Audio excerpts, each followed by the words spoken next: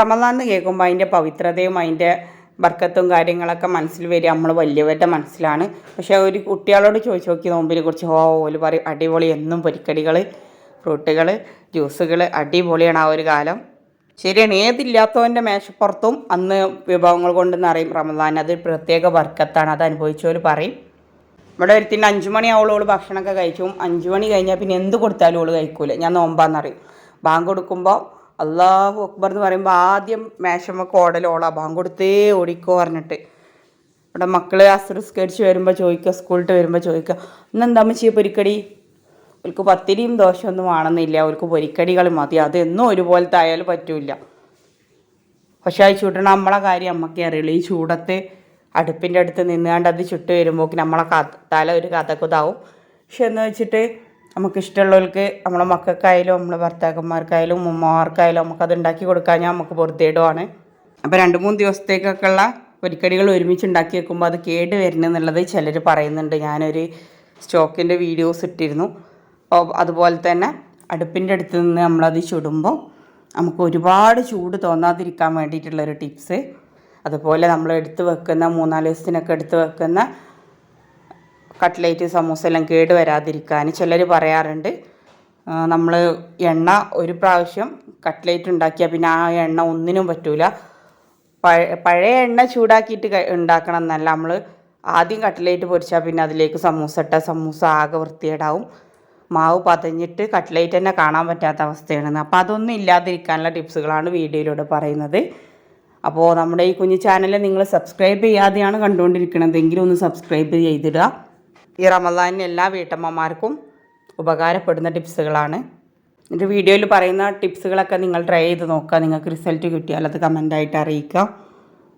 അതിന് നമ്മൾ ഫ്രിഡ്ജിൽ വെക്കുമ്പോൾ ഇഞ്ചി വെളുത്തുള്ളി പേസ്റ്റ് ആക്കി കഴിഞ്ഞാൽ അത് കേട് വരാറുണ്ട് എന്നുള്ളൊരു കമൻ്റാണ് കഴിഞ്ഞൊരു വീഡിയോയിലൂടെ ഒരാൾ പറഞ്ഞത്.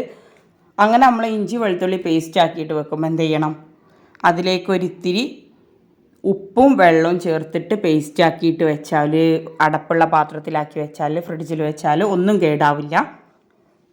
വെളുത്തുള്ളിയും ഇഞ്ചിയും ഒരു ടേസ്റ്റ് മാറുന്നുണ്ടെന്ന് പറഞ്ഞ പോലെ അങ്ങനെ ചെയ്ത് നോക്കുക. ഇതിന്നിവിടെ നോമ്പ് തുറ ആയതുകൊണ്ട് എല്ലാ വിഭവങ്ങളും ഉണ്ടാക്കുന്നുണ്ട്. അതുകൊണ്ട് ആ ഒരു വീഡിയോ എടുത്തത് മാത്രം. എന്നും എല്ലാ വിഭവങ്ങളൊന്നും ഉണ്ടാവില്ല. ഇങ്ങനെ എടുത്ത് വെക്കും. അപ്പോൾ അതിൽ നിന്ന് കുറച്ച് സമൂസ, കുറച്ച് കട്ട്ലേറ്റ് അങ്ങനെ ഉണ്ടാക്കും. ഇന്ന് നോമ്പ് തുറ ആയതുകൊണ്ട് കുറച്ച് ഓവർ ഉണ്ടാക്കുന്നതെന്ന് മാത്രം. എങ്ങനെയുണ്ട് എല്ലാവരുടെയും നൈറ്റി ബിസിനസ് സ്റ്റാർട്ട് ചെയ്തതൊക്കെ? നോമ്പിൽ നന്നായിട്ട് അടിക്കാനൊക്കെ കിട്ടുന്നുണ്ട് എല്ലാവർക്കും? സമൂസ നമ്മൾ ഇന്നത്തേത് എടുത്ത് വെച്ചിട്ട് നാളത്തേക്ക് സ്റ്റോക്ക് ചെയ്ത് വെക്കുമ്പോൾ, അതെടുത്ത് വെക്കുമ്പോൾ എന്ത് ചെയ്യുക, ആ പാത്രത്തിൽ നമ്മൾ പേപ്പറിലാക്കിയിട്ട് വെക്കരുത്. അങ്ങനെ ആക്കിയിട്ട് വെക്കുമ്പോഴാണ് അതങ്ങനെ ഫ്രിഡ്ജിൻ്റെ വിയർപ്പും കൂടെ ആകുമ്പോൾ, അതുപോലെ നമ്മൾ എടുത്ത് വെക്കുമ്പോൾ മുഴുവനായിട്ടും മാവ് ചൂടാറിയതിന് ശേഷം മാത്രം ഇതിങ്ങനെ പാക്ക് ചെയ്യുക. ചൂടാറാത്ത മാവ് ഇങ്ങനെ പാക്ക് ചെയ്യുമ്പോൾ അതിൻ്റെ ഉള്ളിൽ വിങ്ങിയിട്ട് വിയർപ്പായിട്ട് ആ ഒരു ഷീറ്റ് നനയും, അങ്ങനെ കേടുവരും. നന്നായിട്ട് മാവ് ഫാനൊക്കെ ഇട്ട് വെച്ചിട്ട് ചൂടാറിയതിന് ശേഷം മാത്രം പാക്ക് ചെയ്യുക. പിന്നെ അതുപോലെ എടുത്ത് വെക്കുമ്പോൾ ആ പാത്രത്തിൽ പേപ്പർ വേണ്ട. അതിൻ്റെ പകരം എന്ത് ചെയ്യുക, ഇങ്ങനെ ആക്കി വെച്ചതിന് ശേഷം അതിൻ്റെ മുകളിലേക്ക് കുറച്ച് അരിപ്പൊടിയോ അതിലെങ്കിലും മൈദപ്പൊടിയോ വിതറുക. മൈദയാണ് ഏറ്റവും നല്ലത്. പോക്കറ്റ് ഷവർമ ഉണ്ടാക്കുമ്പോൾ അരിക്ക് അങ്ങനെ എടുത്ത് ഒഴിവാക്കിയിട്ടാണ് ഉണ്ടാക്കുകയെന്ന് പറഞ്ഞിരുന്നത് ചിലരൊക്കെ. അപ്പോൾ അങ്ങനെയുള്ളവർ എന്ത് ചെയ്യുക, അതിനേക്കാളും എളുപ്പമുള്ള വഴിയാണത്. ഒരുവിധം പാകമുള്ളൊരു കുപ്പിയുടെ മൂടിയാണ്, അത് വെച്ചിട്ട് ഇങ്ങനെ പ്രസ് ചെയ്താൽ നമുക്ക് ഒരു പത്തിരിൻ്റെ ലെവലിൽ അത് കിട്ടും. ഇനി ആ ഒഴിവാക്കിയ ബ്രെഡിൻ്റെ അരികൊന്നും ഒഴിവാക്കും വേണ്ട. അതൊക്കെ നമുക്ക് ബ്രെഡ് ക്രംസ് ആയിട്ട് എടുക്കാം. ഇപ്പോൾ അതെന്താ നിലത്തിട്ടിട്ടാണ്, വൃത്തിയില്ലാത്ത പരിപാടി എന്നൊന്നും ആരും പറയണ്ട. ഈ ഭാഗം, റാക്കിൻ്റെ ഭാഗം ഒരുപാട് ഇന്ന് ചെയ്യാനുള്ളതുകൊണ്ട് നന്നായിട്ട് ക്ലീൻ ചെയ്തതിന് ശേഷമാണ് ഇതിവിടെ വെച്ചിട്ട് ചെയ്യുന്നത്. ഇതിപ്പോൾ ഇവിടെ നിന്നും മാറ്റും. പിന്നെ വീഡിയോ എടുക്കണമെന്ന് ആദ്യം വിചാരിച്ചതല്ല. വീഡിയോ എടുക്കണമെന്ന് വിചാരിക്കുമ്പോൾ എന്താണെന്ന് വെച്ചാൽ നമ്മൾ നല്ല നല്ല പാത്രങ്ങൾ, നല്ല നല്ല സംഭവങ്ങളൊക്കെ ആയിട്ട് റെഡിയാക്കി വെക്കും. ഇപ്പം ഞങ്ങളിങ്ങനെ ഈ ഒരു വർക്ക് സ്റ്റാർട്ട് ചെയ്തതാണ്. അപ്പോഴാണ് അതിൻ്റെ ഒരു തോന്നൽ. അപ്പം വീഡിയോ എടുത്തത് മാത്രം. ബ്രെഡ് ഇങ്ങനെ ഒട്ടിച്ച് വെച്ചിട്ട് ഇങ്ങനെ അപ്പം പോലെ ചുട്ടെടുക്കുക. നമ്മൾ പൊരിച്ച പത്തിരി ചുട്ട പോലെ ഉണ്ടാവും, ഇങ്ങനെ ആയിട്ട് വരും. പല ആളുകളും പറയലുണ്ട് ഇങ്ങനെ ബ്രെഡ് ഇങ്ങനെ ഒട്ടിച്ച് വെച്ചിട്ട് നമ്മൾ പ്രസ് ചെയ്ത് വെച്ചിട്ട് അത് നമ്മൾ ബ്രെഡ് ക്രംസിലൊന്ന് ഇതാക്കിയതിന് ശേഷമാണ് നമ്മളിങ്ങനെ പൊരിച്ചെടുക്കുക കേട്ടോ. അപ്പോൾ ഇതിങ്ങനെ പൊരിച്ചെടുക്കുമ്പോൾ എല്ലാവരും പറയലുണ്ട് ഒന്ന് ചൂടാറിയിട്ടാണ് നമ്മളിതിലേക്ക് ഫില്ലിങ് നിറക്കുക. അപ്പോൾ ആ ടൈം ആകുമ്പോക്കിന് ഇതാകെ കുഴഞ്ഞ് ഒരു പരുവാകുന്നുണ്ട്. കുറേ ടൈം മുന്നേ ആക്കി വെക്കാൻ പറ്റണില്ല എന്ന് പറയുന്നുണ്ട്. ഇത് ഞാൻ നോമ്പ് ഫസ്റ്റിന് ആക്കി വെച്ചിട്ടുള്ളതാണ്. ഇപ്പോൾ ഇതൊരു പാത്രത്തിലേക്ക് തട്ടിയതാണ്. ഇത് പോക്കറ്റ് ഷവർമേൻ്റെ ഉള്ളിലേക്കുള്ള ഫില്ലിങ്ങാണ്. അതുപോലെ തന്നെ ഫില്ലിങ് എന്ത് ചെയ്യുക, നമ്മൾ ഉള്ളി ക്യാപ്സിക്കം നമ്മൾ ഷവർമേൻ്റെ ഒരു രീതിയിലാണ് ഇതിൻ്റെ ഫില്ലിങ് റെഡിയാക്കിയിട്ടുള്ളത്. അത് നമ്മൾ അതിലേക്ക് ഫില്ല് ചെയ്യാൻ നിൽക്കുന്ന ടൈമിൽ മാത്രം അതിലേക്ക് മയോണൈസ് ഒഴിച്ചു കൊടുക്കുക. ആദ്യം തന്നെ മയോണൈസ് ഒഴിച്ച് വെച്ചാൽ, അതുപോലെ കിയാറും ആദ്യം തന്നെ ഇട്ട് കൊടുക്കരുത്. കിയാറ് മയോണൈസൊക്കെ ആദ്യം തന്നെ ഇട്ട് വെച്ചാൽ ഇത് വെള്ളമായിട്ട് മാറും. അപ്പോൾ പോക്കറ്റ് ഷവർമക്ക് ആ വൃത്തി കിട്ടില്ല. നമ്മൾ ഇപ്പോഴാണോ പൊരിക്കാൻ നിൽക്കേണ്ടത് ആ ടൈമിൽ ഫില്ല് ചെയ്യാൻ നിൽക്കണേ. ഇനിയിപ്പോൾ പൊരിക്കാനുണ്ടാവില്ല പോക്കറ്റ് ഷവർമ ആകുമ്പോൾ വേവിച്ച്. എന്നാലും ഇതിൻ്റെ അതുപോലെ ഈ ഫില്ലിങ് ഒന്ന് ജസ്റ്റ് ഒന്ന് കുക്ക് ചെയ്തിട്ട് ആക്കുന്നതാവുന്നല്ലോ. അത് ചിലർ എന്ത് ചെയ്യുക, ഈ ക്യാബേജും ക്യാരറ്റൊന്നായിട്ടൊന്ന് അരിഞ്ഞു വെച്ചിട്ട് അത് അങ്ങനെയാണ് നിറച്ച് വെക്കണം ചെയ്യുക. അതിനേക്കാളും ഒന്ന് കുക്ക് ചെയ്തതിന് ശേഷം അതിനേക്ക് മൈനസ് ഒഴിച്ചെടുക്കുമ്പോൾ പെട്ടെന്ന് വെള്ളമായി കിട്ടൂല. അതുപോലെ പോക്കറ്റ് ഷവർമാൻ്റെ ഈ ഞാൻ പറഞ്ഞില്ല ബ്രെഡ് പ്രസ് ചെയ്തിട്ട് പൊരിച്ചെടുക്കാമെന്ന്, അതുപോലെ അതും കട്ട്ലേറ്റൊക്കെ പൊരിച്ചെടുക്കുമ്പോൾ അതിലേക്ക് മുക്കുന്ന ബ്രെഡ് ക്രംസിൽ നമുക്ക് എന്ത് ചെയ്യുക, കുറച്ച് ആ ബ്രെഡ് ക്രംസിലേക്ക് കുറച്ച് കോൺഫ്ലെക്സിന് പൗഡർ ഇട്ട് കൊടുത്താൽ എത്ര ടൈം കഴിഞ്ഞാലും അത് താഴ്ന്നു പോവില്ല. നല്ല പെർഫെക്റ്റ് ആയിട്ട് നല്ല ക്രിസ്പി ആയിട്ട് നിൽക്കും. അതുപോലെ കട്ട്ലേറ്റ് ബ്രെഡ് പൊരിക്കുന്ന ആ ടൈമിൽ നമ്മൾ അതിലേക്ക് എഗ്ഗാണ് യൂസ് ചെയ്യുക. അതിൻ്റെ പകരം മൈദ യൂസ് ചെയ്യുക. മൈദ ഇങ്ങനെ എഗ്ഗിൻ്റെ ആ ഒരു കറക്റ്റ് നമ്മൾ എഗ്ഗ് ഇങ്ങനെ ഒതുക്കിയെടുക്കുമ്പോൾ ഉണ്ടാകുന്ന ആ ഒരു കറക്റ്റ് സൊല്യൂഷനിലുണ്ടല്ലോ, ആ ഒരു കറക്റ്റ് ഇതിൽ ഗ്രേവി പോലെ ഉപ്പൊന്നും ഒഴിക്കേണ്ട, കുറച്ച് പച്ചവെള്ളത്തിൽ മൈദ ഒഴിച്ചിട്ട് ഇങ്ങനെ കലക്കിയെടുക്കുക. അതിൽ മുക്കിയിട്ട് കട്ട്ലേറ്റ് ആയാലും ബ്രെഡ് ക്രംസ് ആയാലും നിങ്ങളങ്ങനെ അതുപോലെ നഗറ്റ്സ് അങ്ങനെ ഏതും നമ്മൾ ഈ ബ്രെഡ് കൂട്ടിയിട്ട് ചിക്കൻ റോളൊക്കെ അതാ ഇങ്ങനെ ട്രൈ ചെയ്താൽ മതി. ഇങ്ങനെ ചെയ്താൽ നമ്മളത് പൊരിക്കുന്ന മാവ് ഒരിക്കലും പതയൂല. മുട്ടയും ഓയിലും കൂടെ ചേരുമ്പോഴാണിത് മാവ് പതഞ്ഞു വരുന്നത്. ചിലർ പറയും കട്ട്ലേറ്റ് ചട്ടിയിലേക്ക് ഇട്ടാൽ പിന്നെ ഒന്നും കാണൂല, പതഞ്ഞ് മുകളിലെത്തിയിട്ടുണ്ടാവുമെന്ന്. അപ്പോൾ ആ ഒരു സംഭവം ഇല്ലാതാവും. ഇതിപ്പോൾ ബ്രെഡ് ഇങ്ങനെ പൊരിച്ചെടുക്കാനും കട്ട്ലേറ്റ് ഉണ്ടാക്കാനും എല്ലാത്തിനും കൂടെ കുറച്ച് മതി, ഒരുപാടൊന്നും എടുക്കണ്ട.